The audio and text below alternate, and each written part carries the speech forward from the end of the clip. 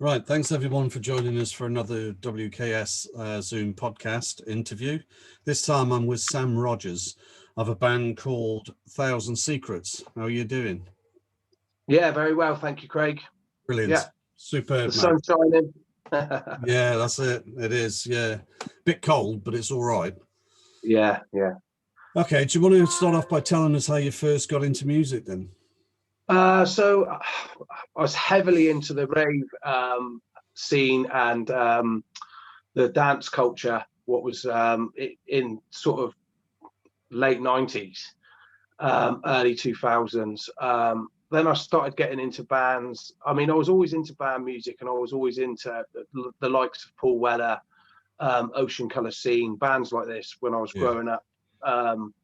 Due to my sister playing it in the Smiths, playing it in her bedroom, and I'd overhear it, and you sort of get a taste for it. So I picked up the guitar a few times when I was a teen. Nothing ever really took off. I put it down. I'd get annoyed with it. It just wouldn't work for me. It come at the wrong time of my life, I think. My brain wasn't developed enough to sit and actually concentrate and study on something. It was all over the shop, So I was racing all the time, Yeah. So then later on, sort of early 20s, I picked up a ukulele actually, and I thought I want to start expressing myself. I want to start writing music, but in order for me to do this, I need some sort of instrument. And I always thought that, you couldn't just be a vocalist. You had to have like something to back it up, else you didn't feel. I felt like I wouldn't be good enough. Felt a bit of a fraud. Yeah.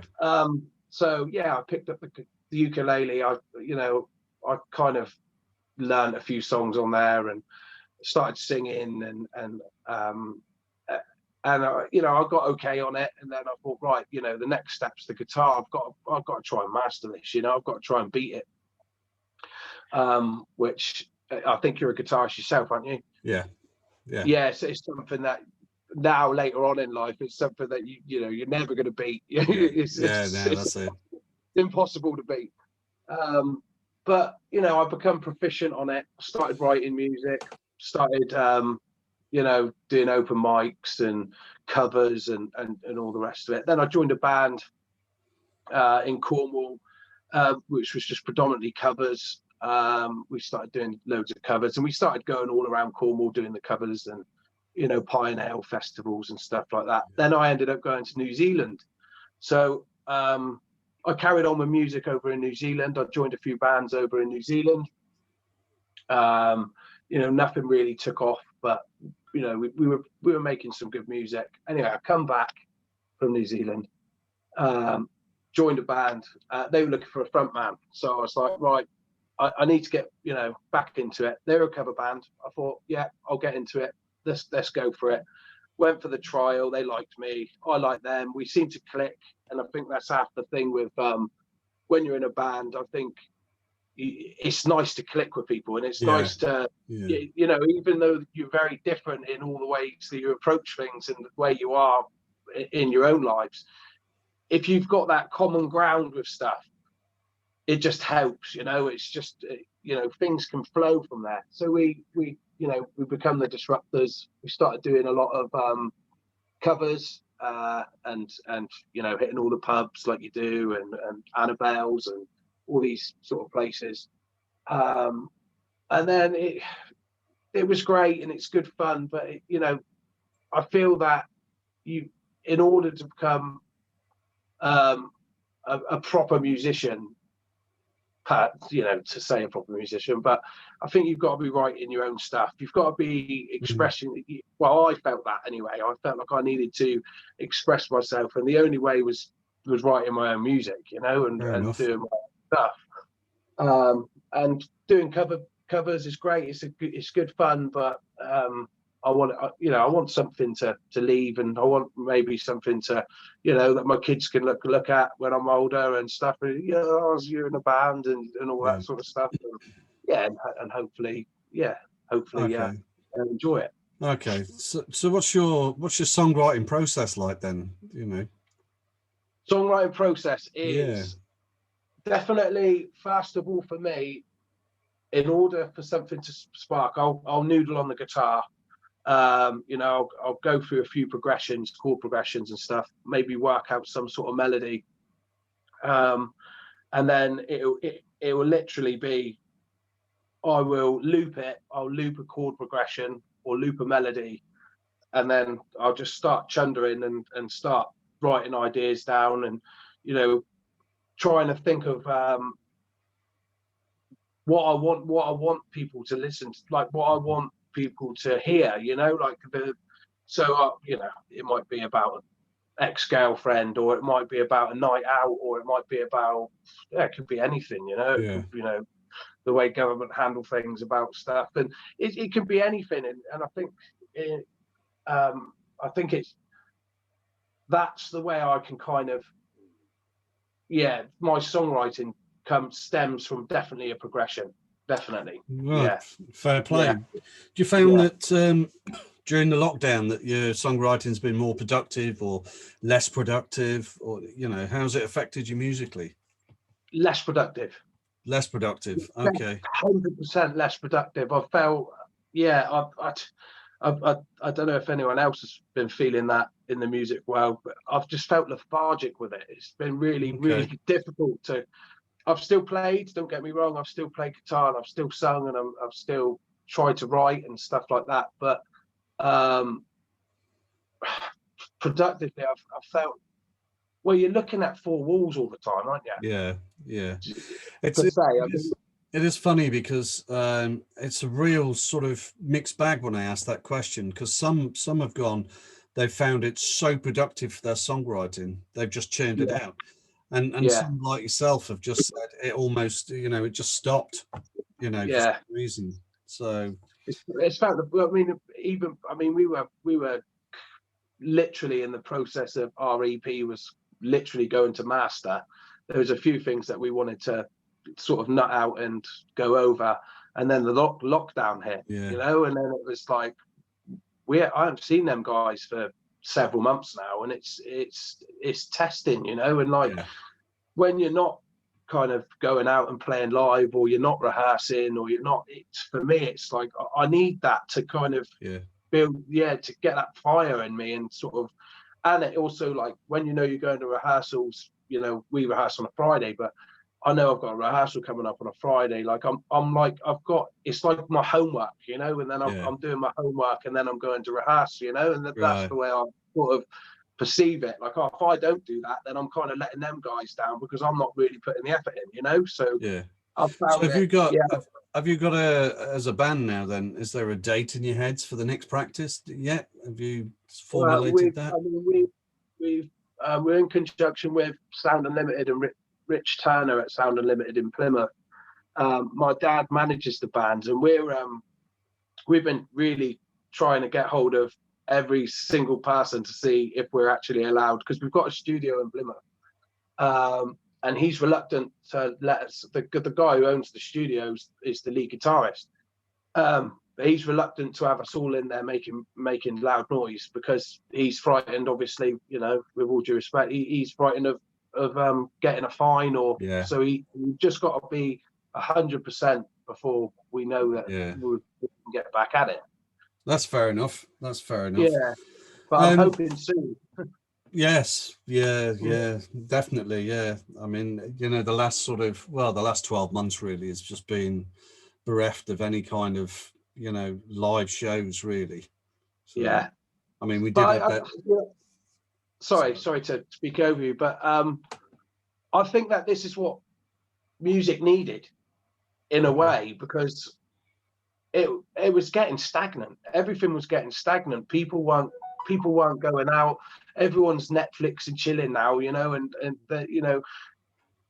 I appreciate the prices of beer and things like this are quite expensive.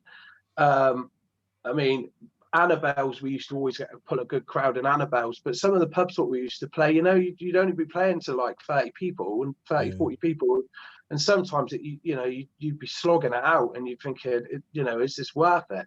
So I'm hoping that with this lockdown, it might, be a kick up the ass what music actually needs, you know. So people actually, I want to go out and listen to live music, you know. This has been taken away from us now. Look at all the times I didn't bother going out and I just stayed in and did nothing, and then, you know, hopefully it might Cheered you up a know, bit. Yeah. hopefully, No, I get where you're going with that one, definitely. Mm. So what sort of musicians do you admire then? Who are the people that you look up to musically? Oh, music. I'm eclectic with music. It could be, you know, country guys like Ryan Bingham. I really like his stuff. But, you know, one minute I'll be listening to Iggy Pop, then I'll be listening to, you know, Bowie, and then I'll be listening to Nirvana and Kurt Cobain. Okay. I do kind of like gravelly tones of vocalists, you know, like Joe Cocker and Rod Stewart. I kind of idolize them sort of guys there, because that's what my voice is kind of sounds like, you know. All right, so Thousand Secrets, what sort of genre are they then, you know? Yeah, so it's definitely, there's definitely huge influences, you know, 90s grunge. There's splashes of punk, there's indie in there. There's a huge mixed bag, because the musicians that I work with, we've kind of all come from different places, so we're all kind of, you know, we're all, you know, some guys are into like Tool and, you know, bands like this, and then other guys are into, you know, like real heavy metal and stuff like that, you know. So it's a mixed bag. It's definitely, I kind of think it's like, no, it's 90s ish, but there's definitely, it sounds fresh. It does sound fresh. It sounds a bit different. It definitely sounds different than the kind of norm. Brilliant. So you mentioned an EP. I mean, obviously, when we come out of lockdown, is that you're going to go for that and get that out there? Yeah. So that's the next thing. What we are aiming for as a band, you know, let's get on Spotify and get on these social platforms, and start plugging away and try and get some festivals and some support acts for some bigger bands, and hopefully go that route. That's definitely the route what we're going to be taking now, hopefully. Yeah, brilliant. Have you got any music on? Have you got any music on YouTube? So we've got music on. We've got one song on Facebook, and bits on Instagram. That's literally because we were just waiting for this EP to. We've it's all but there, you know. It's just needs a little bit of touching up, and then just needs mastering, and then it'll be, you know, we can give it to people, but we don't want to give it to people just half-assed, you know. It needed to be done properly, and I want to put it out, something that I want to be proud of, rather than just like putting it out for the sake of putting it out to get 3 months in advance. People then can find you on obviously Facebook and Instagram, you say, and they look for Thousand Secrets, the band, is it? Thousand Secrets. Thousand Secrets. Yeah, and it'll be there. Yeah. Brilliant. So, what's the best bit of musical advice you've been given? Take a really deep breath before you go on stage and start to sing. Take one really deep breath, and you know, no one's dying if you're making any mistakes. Do you know what I mean? It's like, but it feels like, for me, I want to be really good. You know, like I want people to think, oh, I really enjoyed that show, and like, so I really do want to put loads of effort into it. But the nerves sometimes can just like really swallow you up. You know, so I think before you play, before you strum that guitar, or you know, before you sing that first note, is just take a good deep breath. Superb, mate. Brilliant. So if you could musically collaborate with any artist, who would you like to collaborate with? At present, if I was with this band, I wouldn't mind collaborating with like Biffy Clyro, a band like that, you know, or Red Hot Chili Peppers, someone like that. I mean, I'd love to collaborate with Rod Stewart, you know, if it was me by myself. But band-wise, I think, I would like to collaborate with either of them two. That would be amazing. Brilliant, absolutely brilliant. Okay, let's go with a daft silly throwaway one. Let's go with what's the most trouble you've ever gotten into? But yeah, Oh, obviously, yeah, but it's up to you to what you say. But obviously, you know. oh, the most trouble I've ever gotten into. I know that my mum's going to be watching this, so I probably shouldn't Well, say too. don't put yourself in a position. You know what I mean? Yeah. Um, Maybe musically at a gig or something like that. Musically at a gig, I'm pretty good. I mean, I have been known to drink far too much. I remember one gig where we played the Red Lion in Newquay, and my friends were there, and they were feeding me a few too many, should we say? And the last song of that gig, I I couldn't even stand. I was pretty legless. It was a really good gig, but I did get a firm telling off by the band for that one. It was like, come on, Yeah, pull your fair head in a play. bit. Fair Pull your play. head in a bit. Yeah, yeah. So what's your most favourite venue you performed in then? But Annabelle's has to be Annabelle's. It's just always a really good crowd there. It's just it's small, but it's small and intimate, but it feels good. It's just a good place to play. Brilliant. It's a great nightclub, that place. They do really good things. Superb. Right, final question, mate. Is there anybody you'd like to thank for you being here musically now? Thank. Um, um, my father's always been a really good kind of guy that's pushed me and kind of given me my confidence, I'd say. He's always been just a really good ally, you know, and just someone I can just wholeheartedly speak to, because he'll tell me the truth, you know. It's not like he's not blowing smoke up your ass or anything like that. It's like it's just truth, and that's what you kind of want, isn't it? Yeah. You know, if you do something wrong, or if he thinks something's not quite right, he's the first one to say it, and I admire that, to be honest. Brilliant. Sam, look, thanks so much for giving me the time and the interview.